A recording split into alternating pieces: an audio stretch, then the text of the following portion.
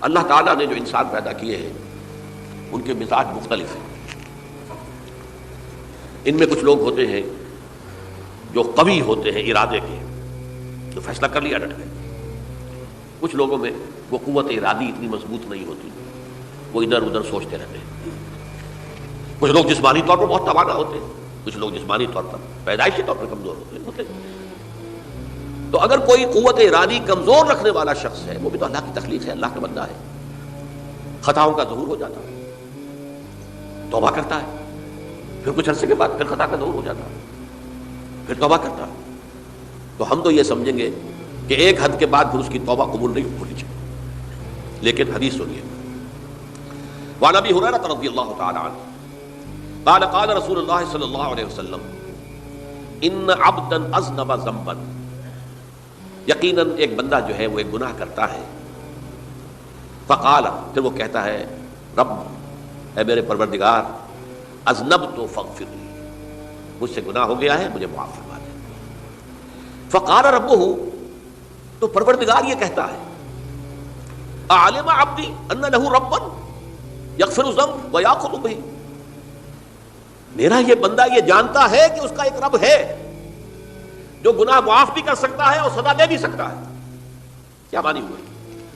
گناہ اس نے کیا ہے لیکن جانتا ہے اللہ کو کہ وہ معاف بھی فرما سکتا ہے، تبھی تو وہ اللہ سے معافی کی درخواست کر رہا ہے.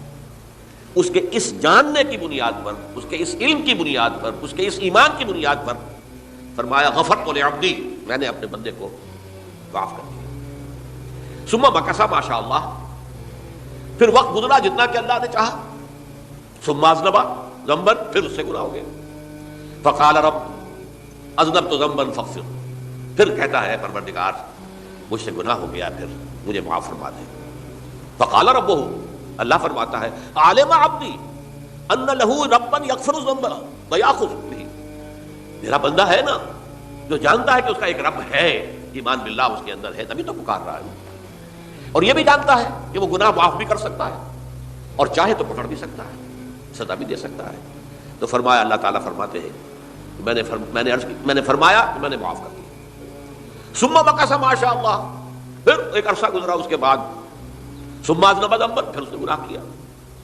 قال رب اذنبت ذنبا آخر، اس نے کہا پروردگار میں نے تو پھر ایک اور گناہ کر دیا، فاغفر لی، مجھے بخش دے. فقال اعلم عبدی ان لہ ربا یغفر الذنب ویأخذ بہ، میرا بندہ جانتا ہے نا کہ اس کا ایک رب ہے جسے وہ پکار رہا ہے، اور وہ جانتا ہے کہ اسے اختیار حاصل ہے کہ چاہے تو بخش دے اور چاہے تو پکڑ دے. اس کے اس علم، اس ایمان کی بنیاد پر میں نے اسے معاف کر دیا. ایک اور حدیث، میں نے چونکہ اس گفتگو کے لیے ان احادیث کا تفحص کیا ہے، یہ تو بہت ہیں حدیثیں، میں نے ان میں سے کچھ چنی ہیں. ہمارے بعض واعظ ناصح وہ بھی کسی شخص کو روکتے رہے، برائیوں سے روکتے رہے، نہیں رکتا، تو کہیں غصے میں آ کے اللہ تجھے کبھی معاف نہیں کرے گا. یہ کتنا بڑا جرم ہے، اس کا اندازہ کیجیے اس حدیث سے.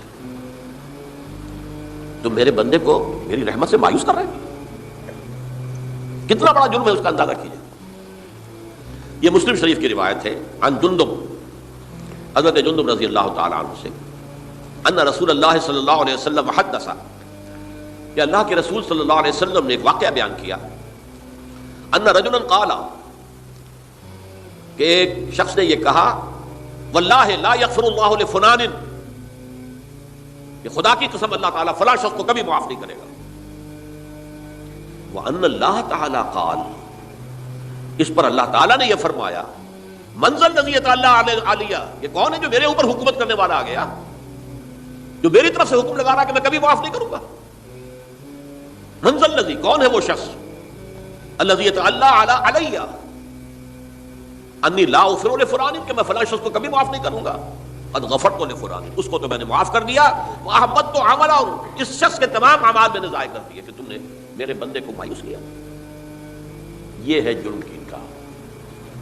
تو توبہ کی دعوت دیتے رہو، توبہ کے لیے لوگوں کو آمادہ کرتے رہو، توبہ جو ہے اس کے لیے ترغیب دیتے رہو، اللہ تعالیٰ معاف فرمانے والا. اب آخری حدیث سنا رہا ہوں، یہ تو بہت ہی عجیب حدیث ہے اور متفق علیہ، یہ بخاری اور مسلم دونوں میں. حضرت ابو سعید الخدری رضی اللہ تعالی عنہ جو ہے وہ اس کے راوی ہیں. حضور نے فرمایا کانا فی من کانا قبلکم رجل قتل 99 نفسا، تم سے پہلے جو امت تھی بنی اسرائیل، گویا کہ ان کا ذکر ہے، اس میں ایک آدمی ایسا تھا جس نے 99 قتل کیے تھے۔ اب آپ اندازہ کیجئے کتنا بڑا گناہ کبیرہ ہے قتل۔ قرآن مجید میں آتا ہے فکانما قتل الناس جميعا، اگر ایک انسان کو بھی ناحق قتل کر دیا گیا تو یہ ایسی ہے گویا کہ اس نے پوری نوع انسانی کو قتل کر دیا، اس نے 99 قتل کیے۔ فہل لہ من توبۃ، پھر اس کے بعد یہ ہوا کہ اس کے اندر توبہ کا جذبہ پیدا ہوا۔ فسأل عن اعلم اہل الارض، تو اس نے پھر سوال کیا، لوگوں سے پوچھا کہ زمین میں رہنے والوں میں کون سب سے بڑا عالم ہے؟ فدل علی راہب، تو اسے بتایا گیا فلاں راہب فلاں جگہ پر ہے، وہ بہت نیک ہے، بڑا عالم ہے۔ فاتاہ، وہ اس کے پاس آیا، فقال انہ قتل 99 نفسا فہل لہ من توبہ، انہوں نے کہا دیکھیے راہب صاحب میں نے 99 انسان قتل کیے، اب مجھے یہ بتائیے کہ میرے لیے توبہ کا کوئی امکان ہے؟ فقال لا، اس نے کہا نہیں۔ فقتلہ، اس نے اس کو بھی قتل کر دیا۔ فکمل بہ 100، اپنی سینچری مکمل کر لی، مطلب 99 کے بعد ایک کی کسر تھی، اس کو بھی قتل کیا، 100 پورے کر لیا۔ ثم سأل عن عالم اہل الارض، پھر اس نے پوچھا کوئی اور کوئی بڑے عالم انسان ہو؟ فدل علی رجل عالم، پھر اس کی رہنمائی کی گئی ایک بڑے عالم شخص کی طرف۔ فقال انہ قتل 100 نفس، تو اس نے وہاں جا کر کہا کہ میں 100 انسان ہلاک کر چکا ہوں، قتل کر چکا ہوں۔ فہل لہ من توبہ، میرے لیے توبہ کا کوئی امکان ہے؟ فقال نعم، اس نے کہا کیوں نہیں، 100 قتل کیے تب بھی کیا ہے، توبہ کا راستہ دروازہ کھلا ہوا ہے، ما لم یغرغر، جب تک کہ وہ گھنگرو نہیں بج رہا اس وقت تک تمہارے توبہ کا دروازہ کھلا ہوا ہے۔ پہلے افراد توبہ کریں اور صحیح توبہ کریں۔ صحیح توبہ کیا ہے؟ ہماری زندگیوں میں کوئی حرام شے ہے فوراً نکال باہر، ہماری معاشرت میں اور اس معاشرے میں رہتے ہوئے جو قانون ہے جس کے ہم پابند ہیں، ہم کسی زانی کو رجم نہیں کر سکتے، ناممکن ہے، یہ تو قانون ہی بنے گا تب ہوگا۔ ہم کسی چور کا ہاتھ نہیں کاٹ سکتے، تو قانون بنے گا تو ہوگا۔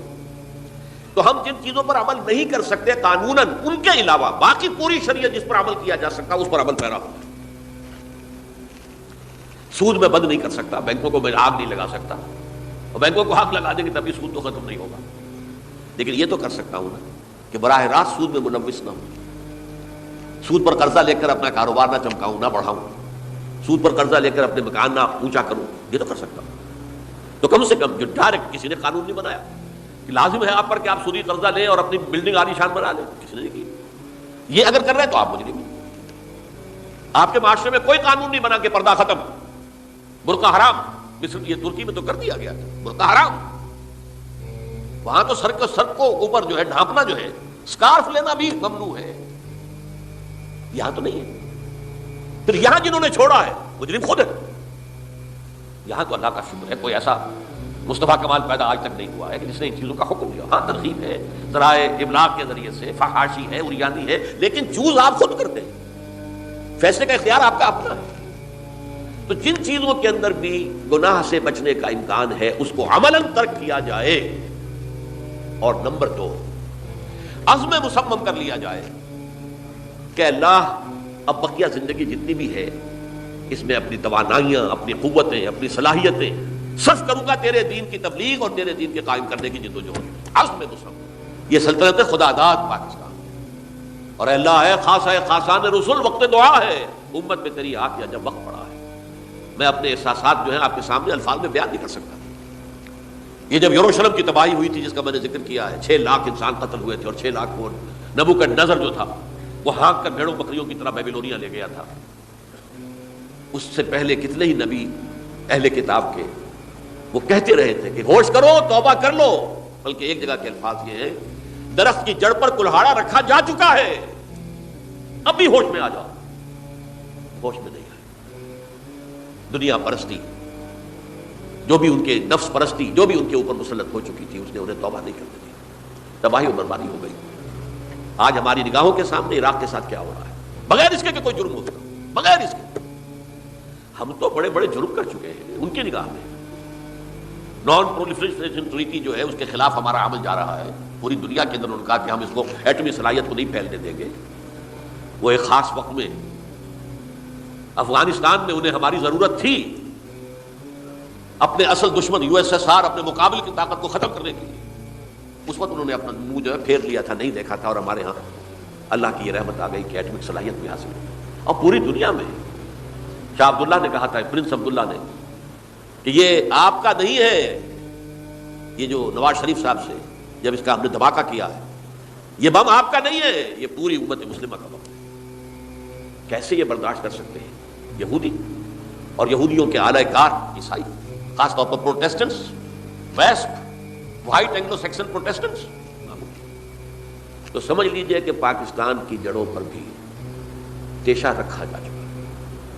یہ میرے احساسات کی اس سے کم میں تعبیر ہو نہیں سکتی، لیکن اب بھی امکان ہے، اب بھی امکان ہے، اب بھی امکان ہے. توبہ کرو، توبہ کراؤ، مل جل کر طاقت بنو، کوشش کرو کہ یہاں اسلام کا نظام آ جائے.